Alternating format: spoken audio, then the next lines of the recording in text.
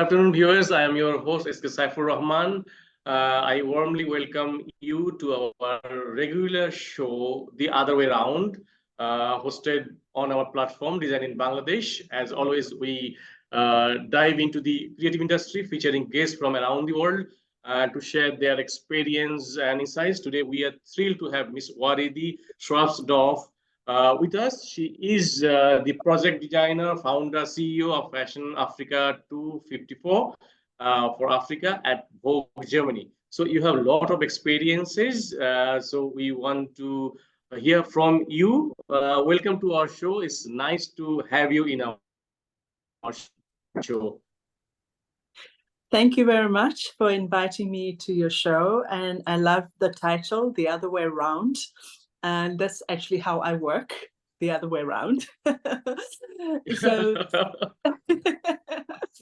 I'm very excited to know about your modeling career.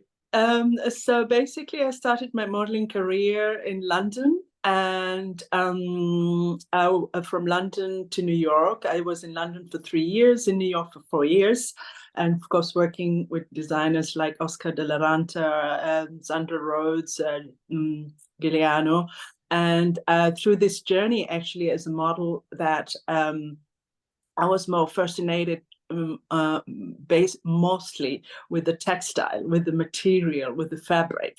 So I was having a fitting, I was just dreaming of fabrics and how from the journey, where it's coming from and how it was made, and really to present it was more or less the last part.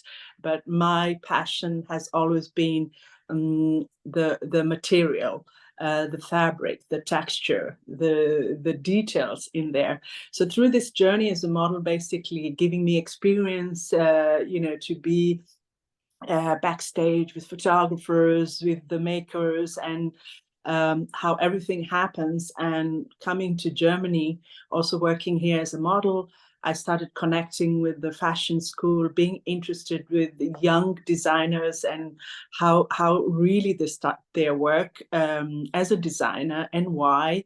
And that's why basically my modeling passion and experience gave me a little bit more richness to basically have a better eye to see and appreciate what the young talents designing, or what their message is, which also through many experience that came was, for me, why do designers want to be another designer?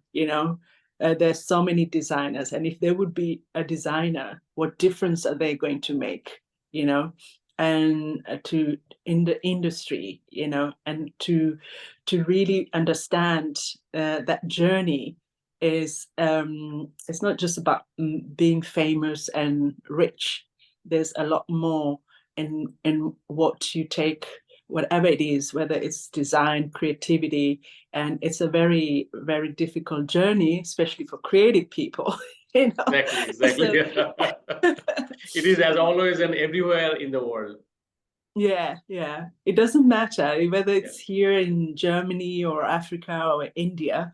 Every journey needs to be understood. I mean, my journey as a model, I see it was more giving me lessons to understand who I want to be, and what do I want to, what is my message. So my growing up after 7-10 years in modeling, my message in the industry is how I can use fashion as a tool to communicate different cultures, different topics, and not just about showcasing. So, as I know that you were born in Kenya and you were raised in Kenya, and Right. then you came to London. Yes. Or how is your journey begun? Where you were born in Kenya, and then how modeling fascinated you and you have become a model? Yeah, so born in Kenya, in Nairobi. I grew up in Nairobi, and I grew up with a Muslim background, which of course also is very strict to become a model. So that was no topic even to discuss that I want to be a model. And as I said, you know, I was always fascinated with my aunt was a tailor, and when she used me as a mannequin to I grew up very fast. I was tall for my age, and she started to use me as a mannequin to put on clothes and do the fittings. And I never said anything. I just thought, okay, interesting. As I said, that's how I started my love for textile.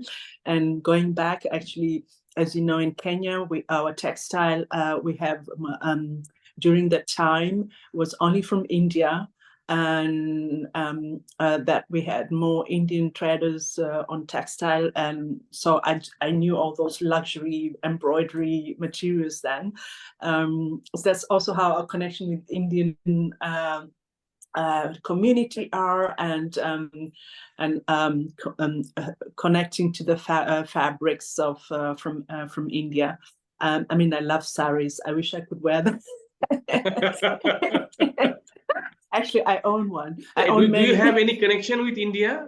Any connection with India? Unfortunately not, but my cousin studied in Lahore to become a doctor. So that's the only connection we had. Yeah, and so basically my journey as a model, I just every opportunity that came to me, I used that as an opening door to another destination. So from Nairobi, I had to go to Dubai. Okay. And while I was in Dubai, I got a job in an advertising company. And while I was in Dubai working, and I was scouted to model for a boutique in Dubai that was carrying Chanel and all the luxury brands. And then from there, the woman who scouted me, she said, "You don't waste your time. You have to go to London." So without telling my family, I saved my money for half a year and just bought my ticket and flew to London. And that's how I started my journey as a model then. Then how did you started in London? How did you get the opportunity, or how you contacted to the agents, or how it was? And what is your background of study? What did you study basically? Very, very classic. I studied accountancy, CPA. Oh, great. I worked in a bank. Actually, it was an Indian international bank, back to my connection to India, but it was that time called Bank of Credit and Commerce International. Yes. And I worked in the bank for a couple of years, maybe 2 years. And yeah, so I'm good with numbers. Yeah, so back to your question. So from that, having that background really, which is nothing glossy or No, not at all. beautiful, Yeah. and then just coming from like another, from papers World actually. to materials, you know. Yeah. Yeah, so I think I always have had creative mind. Even while Yes. working in the bank, I use my own creativity, how to luckily, and this is why I sometimes I mean, as an Indian, you know the word karma, so even the whole world. So I was working in foreign exchange in the bank. Okay.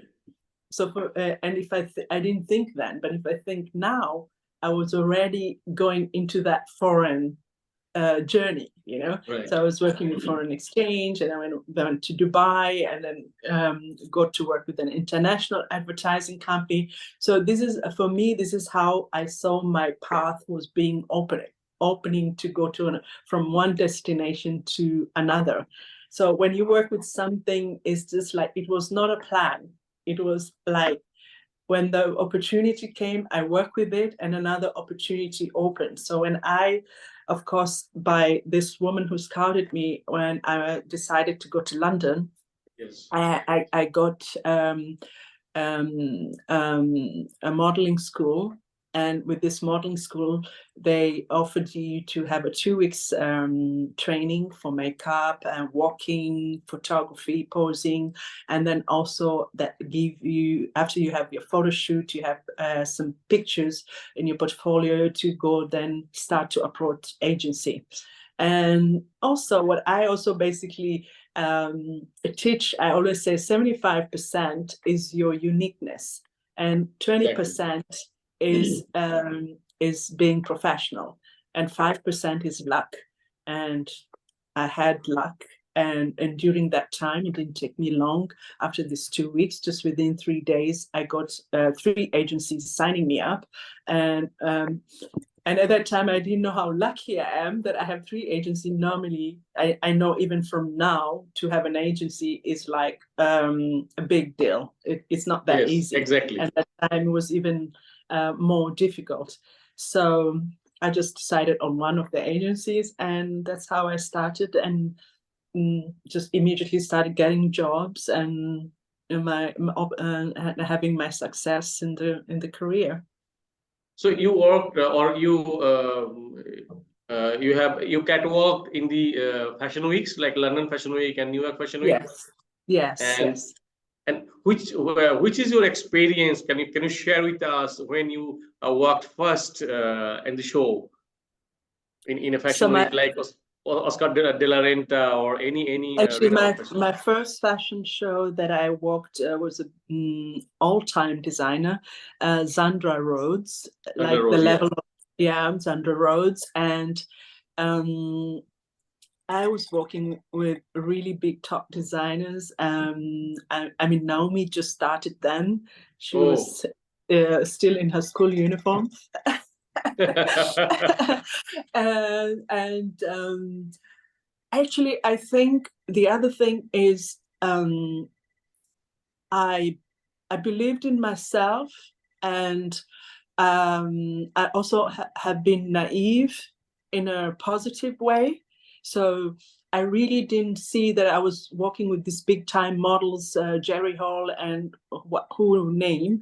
I just was seeing myself as one of the models and going on stage. Of course, I was very nervous, and one of the models just touched my shoulder and told me, "Oh, you'll do great, don't worry." I mean, because I was totally new in the industry. I don't know if I'm supposed to talk, if I'm supposed to be friendly, at the end, I was just being me. I think if you go in my Instagram, I posted that picture of Zandra Rhodes picture. It's 35 years ago.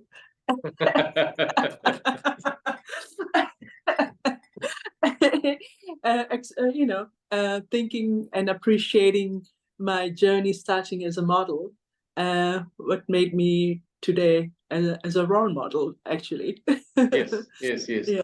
And you have seen a sea change in the fashion industry, in the modeling industry. So can you please tell me how the days were there then and now? What are the changes? Which are positive, which are not?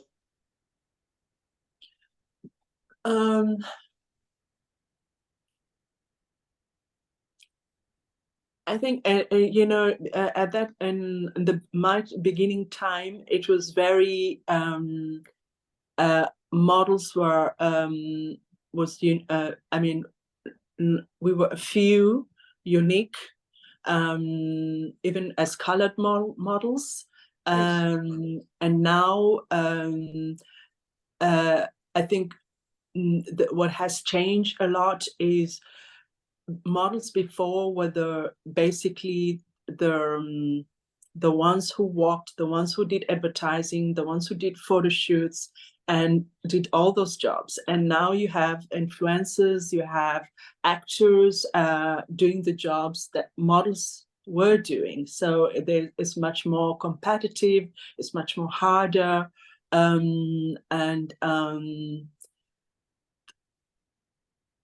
the other thing also, you had to be special height, special size, and now there's more kind of is more character, more personality. The size doesn't matter so much. Yeah. Or at least some models of other sizes are brought into the catwalk, and it was very, very very defined in the size, in the shape. You know, Right. I mean, I was also not one of those thin, no breasts models, so I always had to be like wrapped up to be more flat. You know, Right. so and.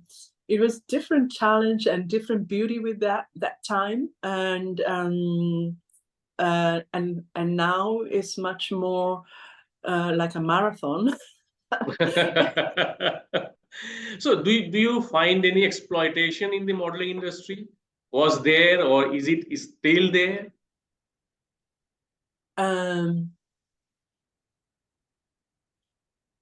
I mean, the models became, I would say, are being treated differently, not just as mannequin, shut up, don't say anything.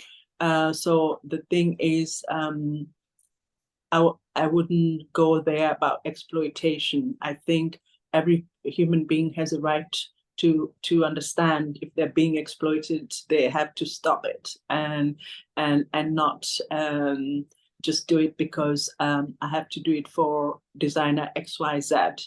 But I think people are speaking up, there's voice out there. So it's totally a different scenery in the industry.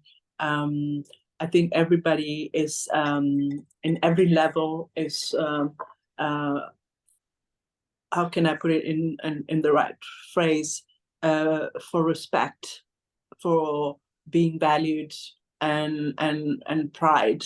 And so I think since, especially after the corona time, a lot of mindset has been changed, and so people are becoming much more human, even though we have a lot of machines coming in. So when have you changed your path from frontline to the backstage, like from modeling to fashion? Straight up, of course, modeling is a part of fashion, but you are not in the front, but in the back. Well, I just through my experience, just as I mentioned before, that is to see my contribution in the industry is making the young talents be aware of their journey and take much more giving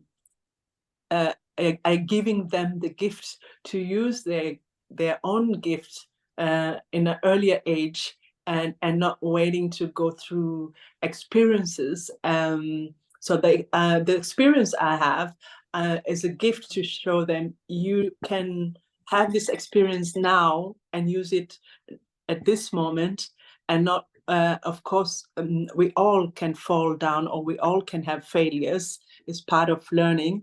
It's not that I'm preaching do not fail. It's much more that to respect your person, who you are, to respect the environment, to respect environment meaning of the industry, and how do you be part of it, and make it a better respected industry, or of your own personality. When you left modeling and started doing with the fashion industry? Well, basically, so when I was in Germany, in Berlin, I started to work with the fashion school, initiating projects for young first-year students. And through that, I also got offers to be jury member for different platforms during Fashion Week. Especially, it started in 2008 in Kenya. And while I was being a jury member, I saw that there is a gap that I could fill in, and that gap is with the young talents from Africa, most of them are not educated in a fashion school. They are educating themselves or talent or have talents.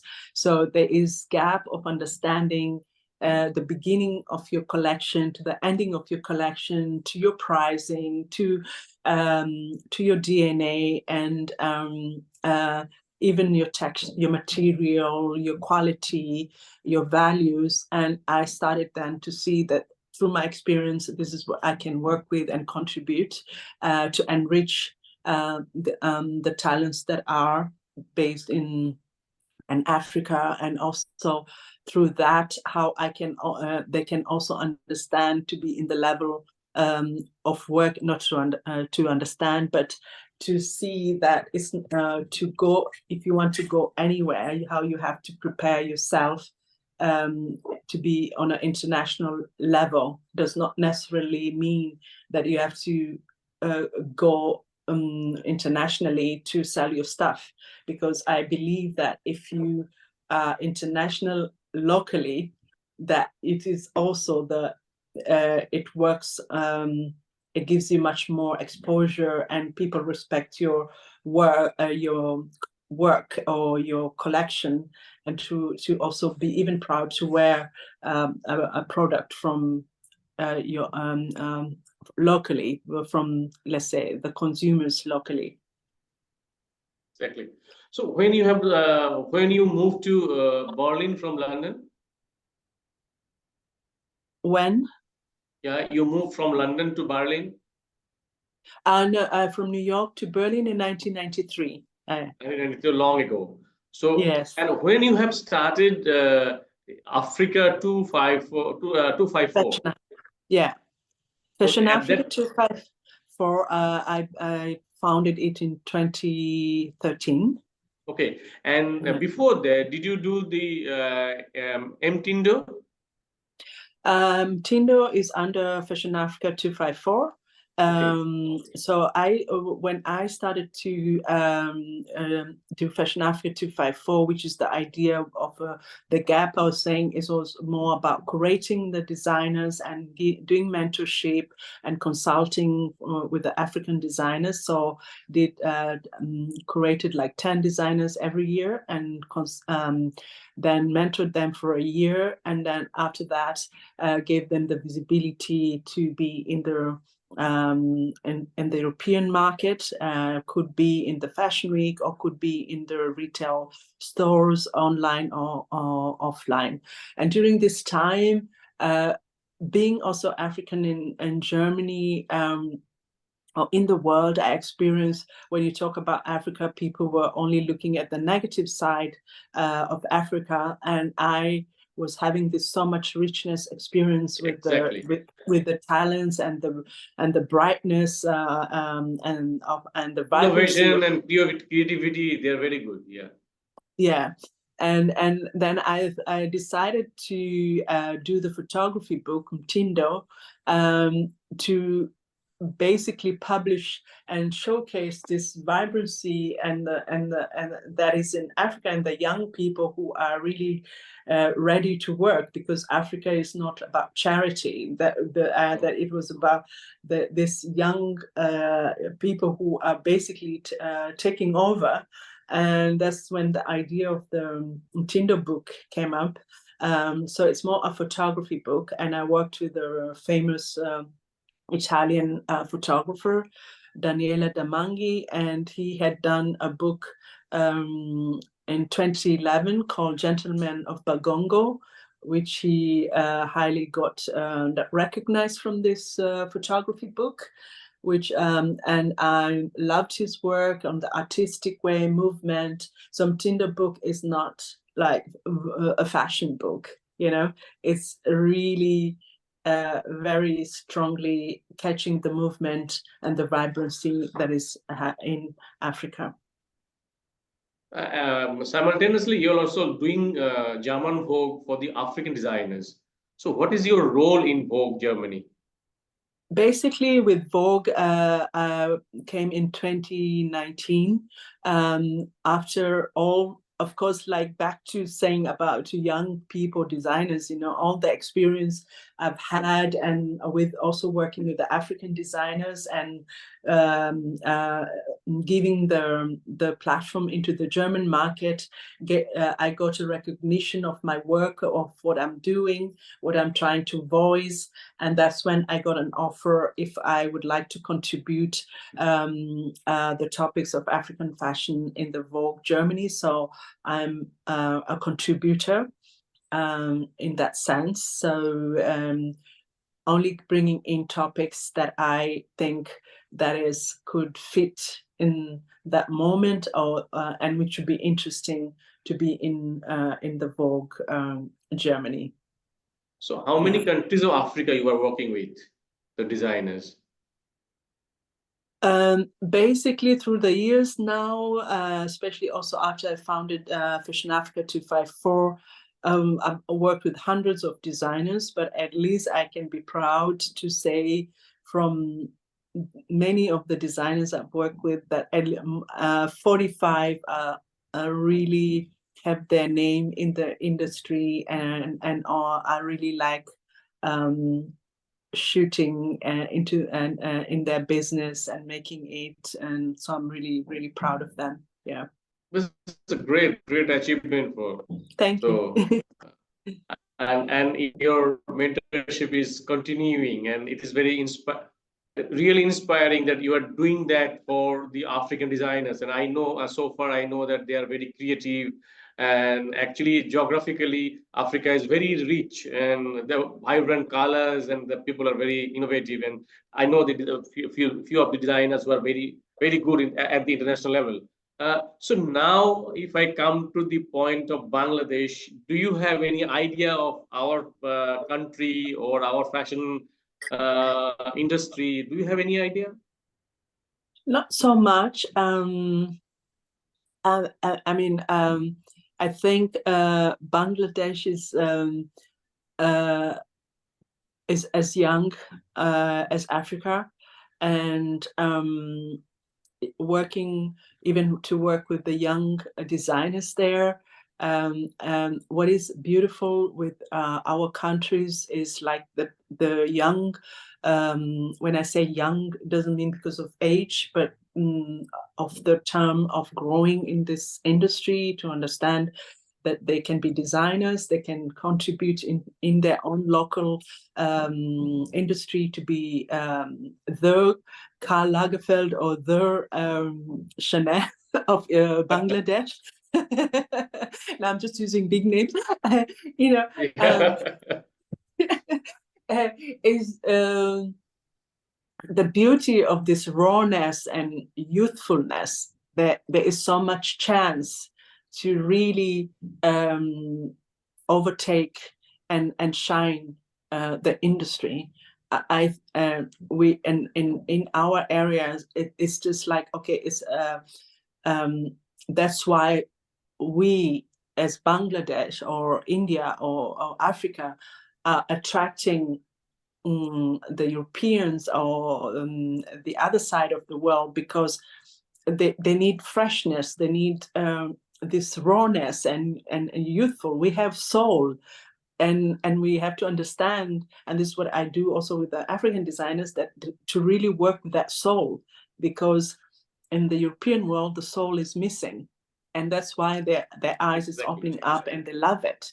And this is what the Bangladesh designers or industry, to embrace that soul and that pride and that value they have and their culture, and to really push their craftsmanship and to really take and own it.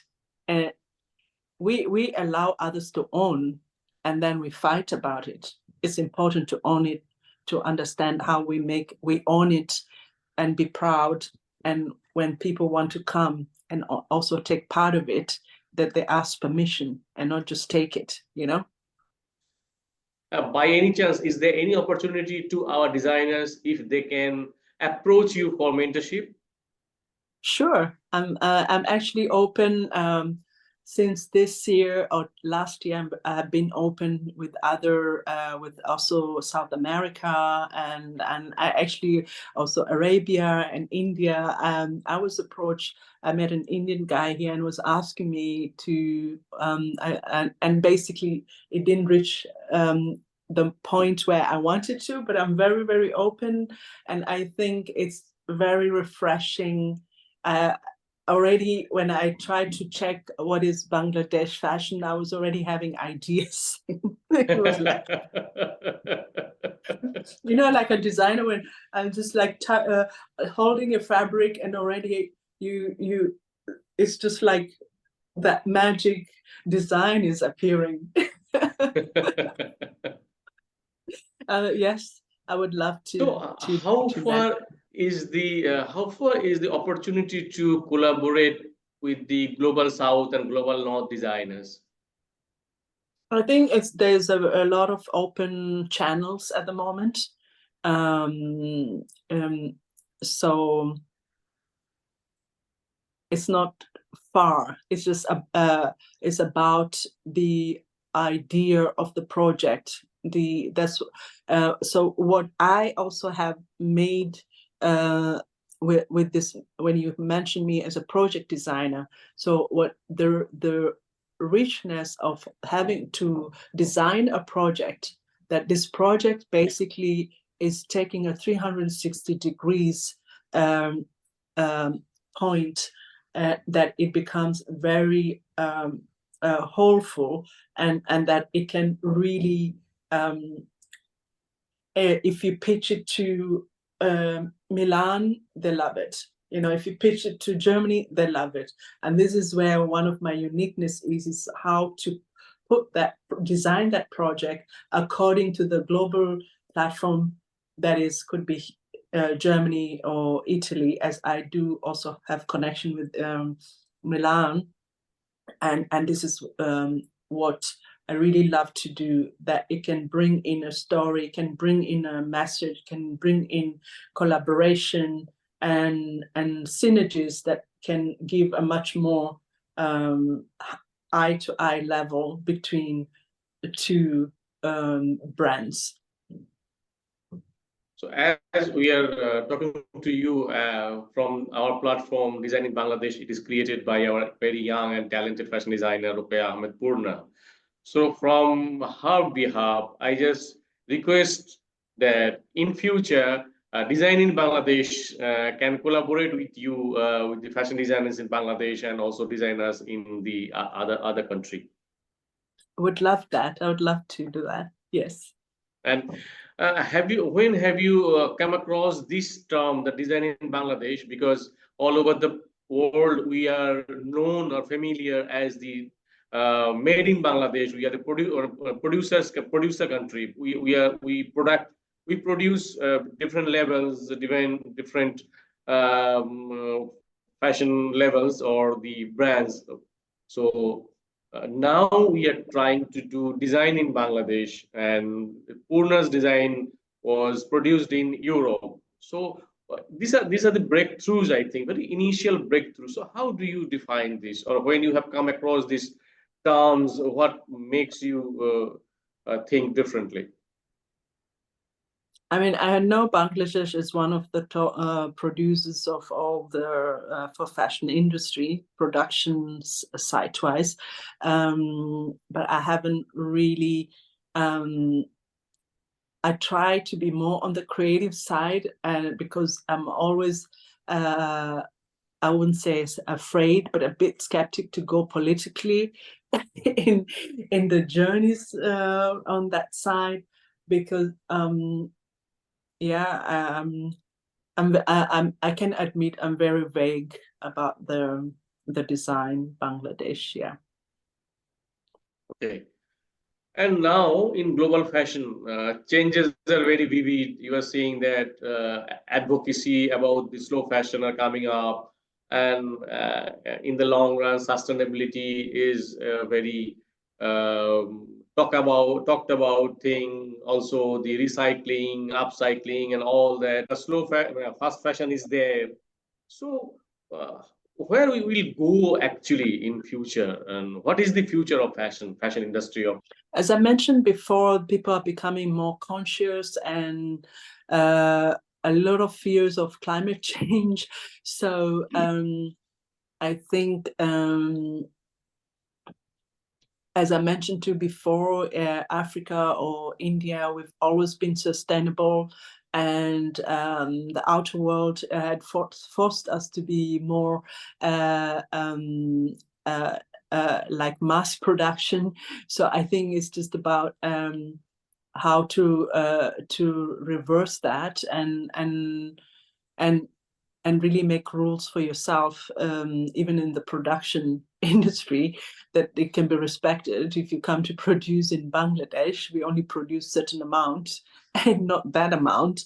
And I think it's about you making your own borders and how that can then grow or be accepted around fashion industry. And I'm absolutely agree with you that in this subcontinent, especially we or India or also Africa, we were sustainable.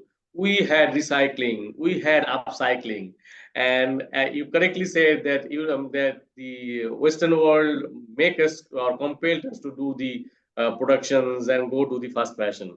So on the other hand, as we see all over the world that the same dresses we are wearing, this is we can say that prescribed dress that different brands are doing that for us, and people are making that, and we are wearing the same shirts, same pants, and all that. But we have also our ethnicity, we have also our culture, we have also our heritage.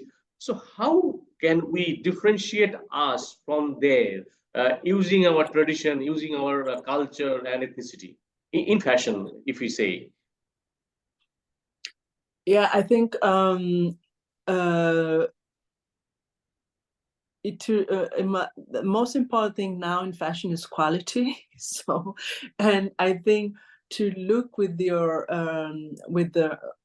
design, with your craftsmanship, how to create quality and to keep that quality and give that uniqueness of your fabrics, and that it can be appreciated locally and also internationally. Okay. And I think also we have that in Africa too, like when how do you I don't know if the English word is the same, because I have the German word, to patent, to give a patent to your art craftsmanship, that Yes. it's really protected. That's the Right. word. Right.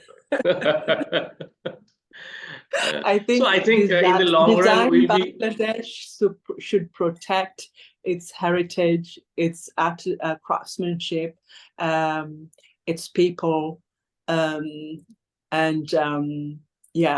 to give pride to their fashion industry.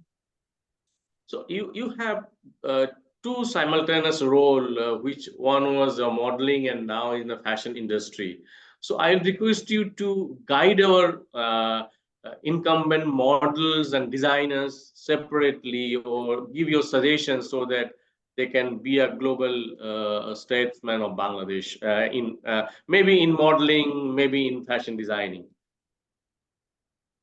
Are you asking for advice? I didn't understand. Yeah, of course, your advice.